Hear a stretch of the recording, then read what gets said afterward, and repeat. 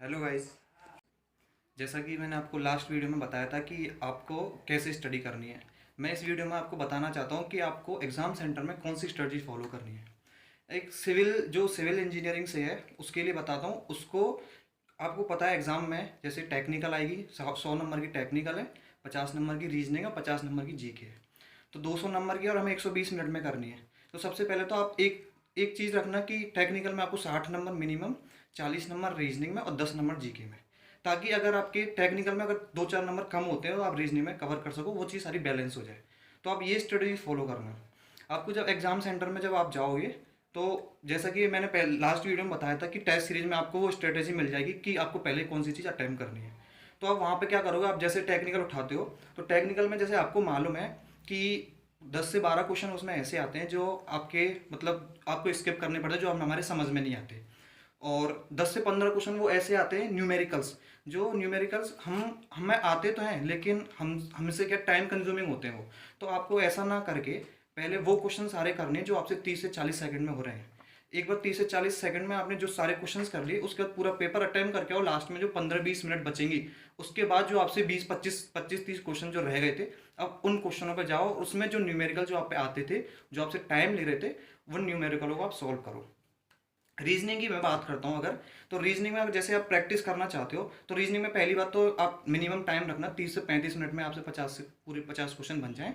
और रीजनिंग में जो प्रीवियस ईयर के आप क्वेश्चन पेपर सॉल्व करोगे वो आपके लिए सफिशिएंट है प्रैक्टिस के लिए। जीके की मैं बात करता हूँ तो जीके में जनरल साइंस और करंट अफेयर्स का अच्छा खासा वेटेज रहता है। 25 से 30 क्वेश्चन आपको उन दोनों में से मिल जाएंगे। तो आपको अगर करंट अफेयर्स का, तो करंट अफेयर्स आप कोशिश करना जनवरी 2018 से लेके जुलाई 2019 तक की आपको करंट अफेयर्स पढ़नी है। और अब टेक्निकल में बताता हूँ। जैसे टेक्निकल में हमारे पहले जो लास्ट 2017 से पहले 2016 तक के एग्जाम थे उसमें अपनी जो टॉस सब्जेक्ट थी, तो टॉस में जैसे क्वेश्चंस आते थे, एक या दो क्वेश्चन आते थे, लेकिन इस बार ऐसा कुछ नहीं है।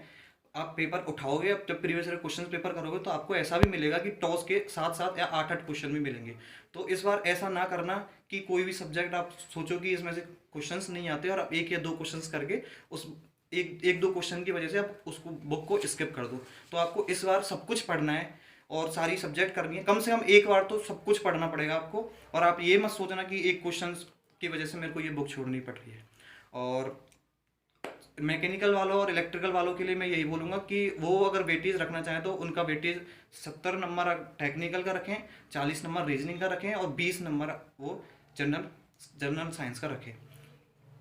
हिस्ट्री पर ज़्यादा फोकस मत करना क्योंकि हिस्ट्री में एक क्वेश्चन आता है और एक क्वेश्चन के लिए आपको पूरी बुकलेट पढ़नी पड़ेगी।